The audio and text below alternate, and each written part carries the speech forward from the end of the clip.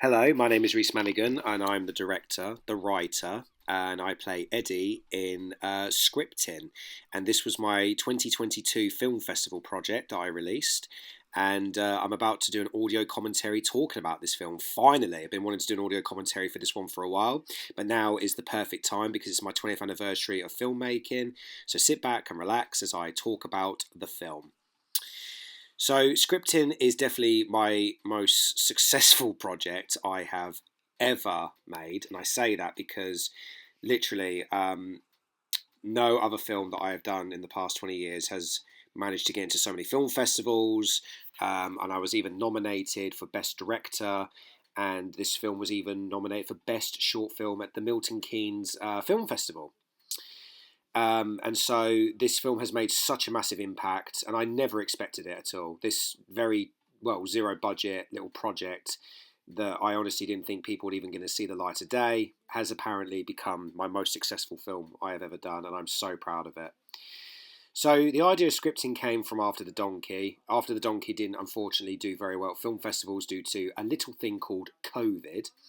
Um, what I decided to do is when COVID finally lifted in 2022, it was time for me to say, right, now it's time to make a project and do something exciting, do something like, different, and also see if I could finally make a project to go out to film festivals. And amazingly, scripting was that one. Because I mean, after 2022, and it had happened, and COVID had finally gone, I was like, right, I wanted this time want to make a film project that will hopefully get into film festivals and hopefully start making, an impact. And luckily, this film did, and I just couldn't believe the success that it had. I was really, really surprised, and everybody done an amazing job in this film. I think the names are going to come up now, so I'll mention it. So yeah, but this was a really fun film to make. I really enjoyed it. It was great. It was fun, and I just didn't expect, honestly, the success of it at all. I know I keep saying it, but I really didn't. So I'm just so proud of it. So most of the locations are filmed. We used my flat in some scenes. This was filmed here at Waltham Abbey, one of my favourite locations to use. Nice and quiet. Not many people that normally go there. Great for filming. Plus, it's very open and public. People don't mind me using it. So we use that, and it was great to get my crew back. Charlie producing the film and obviously starring in the film, and Megan Grover coming back as cinematographer, and also my wonderful cast. Um, when I asked Charlie to be part of the film, originally he was meant to be just the producer, but then I tried to get Sammy Simmons to come back, who was in The Donkey, to play his Eddie's best friend again, because it's again another Eddie story.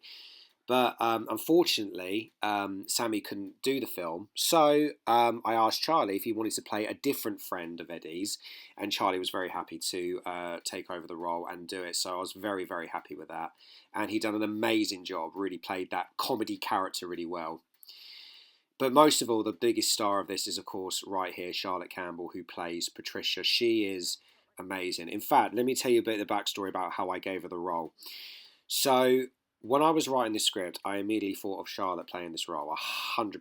I was like, Charlotte needs to play this role is for her, and I knew she could pull it off amazingly because she is honestly the best actress I've ever worked with. I'm not even joking. I've met loads of people who I've worked with, and she is just phenomenal. Everything she does, every role I've given her, she pulls off 100 million%. And she's just incredible. And so I thought this is definitely the role for her. When we spoke on the phone for about an hour, I said, right, I've got this role, and I told her everything about what the character goes through. And Charlotte's main concern was, oh, is this film going to sound good? Is it going to look good? Because if it's a film festival project. And I said, look, you know me. This is the sort of films I'm doing, and I'm going to try and push myself further. And I said to her, if you don't want to do it, you don't have to do it. I said, but if you don't say yes to the film, then I will bin this film, because there is no way that I am going to make this film without you, because there's just no one else that can do this role. 100% not. So amazingly, she read the script, she loved it, and she was like, okay, I'll do it. And we pulled it off amazingly, and it just works so well. And the story really feels emotional and powerful, and it really paid off.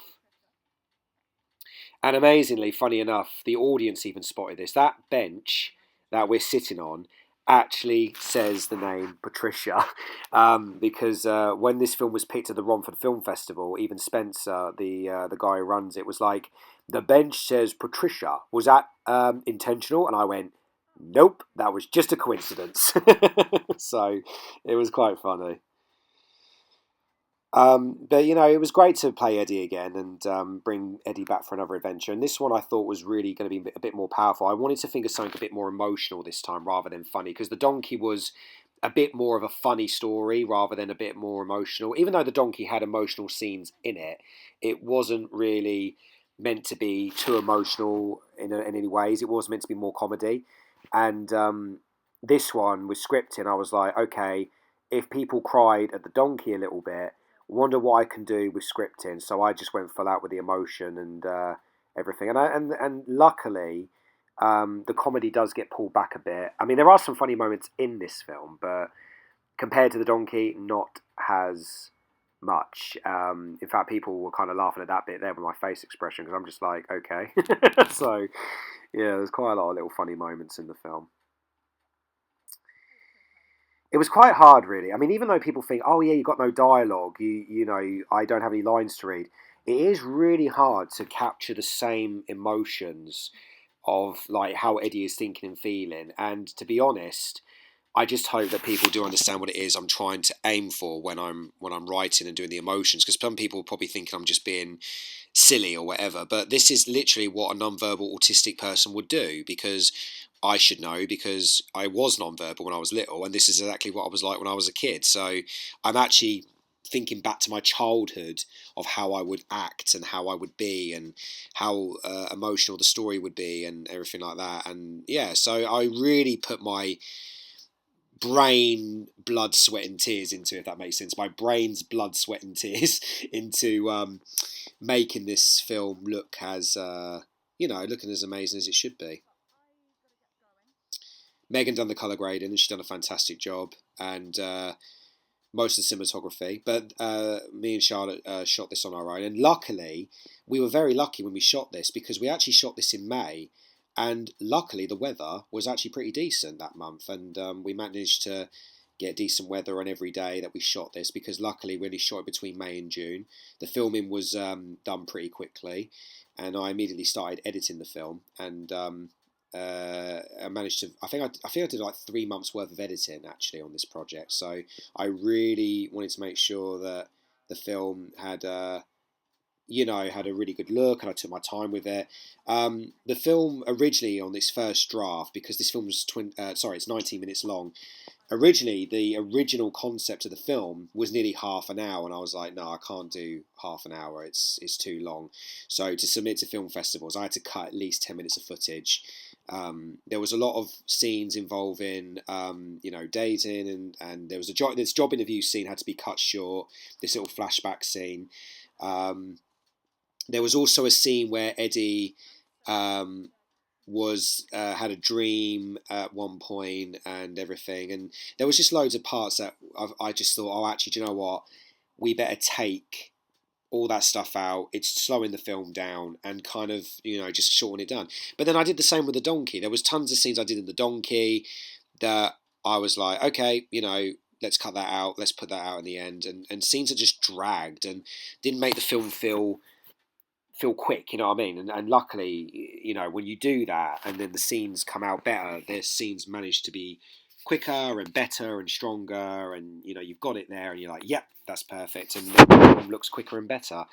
And luckily, the film has a nice tight 19 minutes of story to tell about two characters who fall in love and then tragedy strikes, and that's what it's all about. So these scenes that we did, we filmed this scene obviously here on the day and everything, and then we did a scene later on in Regent's Park, and that's where we shot. And amazingly, we managed to get those scenes done, pretty quickly, and got them out and everything. Yeah, I just put the camera on the side, and we filmed in like that. You see the garden area of Regent's there, as you can see. And this is just showing that they're having their time together, and it's been like maybe a couple of months or so, or anything. Oh, actually, no, sorry, a few days. Sorry, because because it was previously what happened, a month before Eddie's scene at the beginning. I'm not. I like this shot, but I'm a bit annoyed how diagonal it looks. That shot could have been a bit better. This scene is really funny. Charlie done a great job with this bit, adding the comedy to it. Eddie's just like, get out. And do you know what was really horrible? That door really takes was really heavy to shut, and it just very, very slow. So with the scenes where I had to shut and open the door, I had to fast forward those bits because the door just took ages to shut and everything. It was ridiculous. And you're probably wondering why we've got Union Jack flags outside. Apparently, the scenes that we were filming, these scenes here that we're filming, they were actually filmed during the Queen's Jubilee. We actually filmed it during the Queen's Jubilee that day, so that's why we've got the Union Jacks outside the house. And it was quite funny. We actually filmed it on a very important Jubilee day, and we did all this 80% of filming at the flat. In one day. All the cast were there. Everybody did their scenes. We did it all bit by bit. But we did I'd say about 5 hours of filming. Everyone came at like 10 o'clock in the morning, and we didn't finish till, I think like 11, 12, about 2, 3 o'clock in the afternoon. We didn't finish filming. But everybody did an amazing job. We had a great time. Everybody just really did amazing. And this scene here, where Charlotte is pretending to be sick, I was saying to her, when you shut the door, you're going to have to be really loud to make it, and you can just make out the sound effects of her feeling sick in this scene, and it really adds to the suspense here, of what's going on. And luckily, it worked. And this bit was a little bit difficult because Charlotte had to put a bit of like fake blood onto her lip to do the leaving the blood on the cheek scene. Luckily, we only managed to get this done in one particular take, and it done really good. Like, as you can see here, so she leans in, and then the fake blood, is left on there. That's not lipstick, that's fake blood. And then, luckily, when I touched it, it was still wet enough for me to have on my fingers, and as you can see there, so luckily it was just wet enough to stain on the finger, so I could like rub it off my cheek, and then that's when we did the scene. And so this is, in a way, right now, this is where the film kind of flips from being really positive and romantic to being dark and sad, and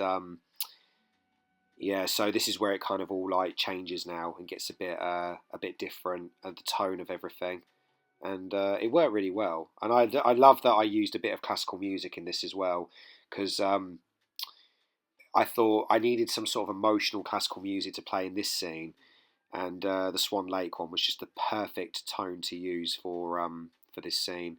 But this is definitely where the film flips. As soon as Eddie sees the blood, this is where it's like, okay, time to make the tone a bit different. And that location there, that's at Canada Water. This was actually the final shot of the film, I think, where I was on the bridge. So that was really good. Oh, but this shot here, I love. Charlie was behind the camera here, and this shot was absolutely gorgeous. It's one of my favourite shots ever used in one of my projects, and it's probably one of my favourite shots ever done. I just love it. It's just such a beautifully well shot done, and Charlie did a really good job with the camera work here. So absolutely loved it. It's just such a good moment. Now this scene here was really hard to film because it was about reacting to what would happen if someone said to you, oh, a family member or someone you love has got cancer. And my initial reaction was just keeping still, listening to this information, processing it. And I'm not going to lie, I was almost welling up in this scene. I don't know if you can see, but there were tears sort of very slowly coming up when I heard this. And I'm not going to lie, I did almost cry when I first saw this, when I first done this scene, and but we did about 3 takes, and the third one, that was the last one. That was it for me. I was gone. I love this shot here. You get a bit of London in the background, and then you got pans there. Just love that part there. It's just so beautifully shot and done, and I just these shots are so good. This is what made the film really good. I mean, the thing is, I was saying this at the Romford Film Festival. When you do a film festival project, every shot has to matter. It has to look really good, whether it's shot, like the colours, the cinematography, just everything about it has to look really well done. And this part with Charlotte looking sick. This was literally like Charlotte came in with all this makeup, and she did look really sick. And people often said, "Oh, are you okay?" And she was like, "Yeah, I've just literally put on the makeup." And she does. She looks absolutely like really sick in this, and it just worked really well.